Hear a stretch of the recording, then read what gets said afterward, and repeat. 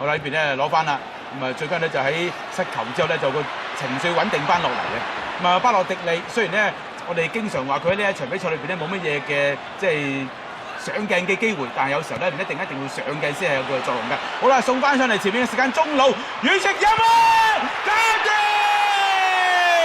上到嚟啊，史杜利治遠處冚埋嚟，哇幾風騷！1-1，剛啱只係啊落後咗，講緊咧2分鐘唔夠嘅時間，馬上追成平手，英格蘭1-1。咁要讚下朗尼咯，因為咧始終呢個入球咧佢都係助攻者啊。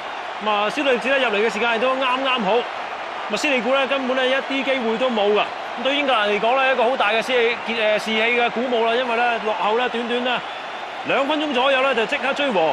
見到一個好靚嘅直線啦，咁啊亦都俾出嚟嘅位置啦、力水啦，就真係啱啱好㗎。再睇翻啊，嗱，朗尼呢個波啊，忍住動力咧，出個波嘅位置非常之靚啊！咁啊，史杜利治咧呢個波啊，只要咧就係鎖緊個腳腕，鎖緊佢一側咧，唔好炒個波底啊，搞掂㗎啦。咁但係咧，成個嘅坎塔睇呢個反擊個呢個運作咧做得非常之好啊，英格蘭啊！咁啊，見到阿史達寧咧中間攞到個波之後，一個直線啊，亦都已經係劏穿咗意大利防守。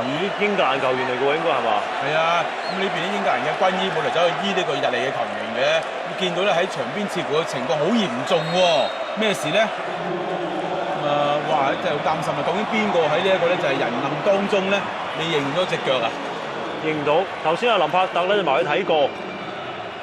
咁啊，會唔會係出波之後嘅朗尼啊？好啊，朗尼有走埋去慶祝嘅喎，應該唔關朗尼事嘅喎。咁啊，會唔會喺中場嘅位置咧？好啦，咁啊呢邊咧又即刻咧收。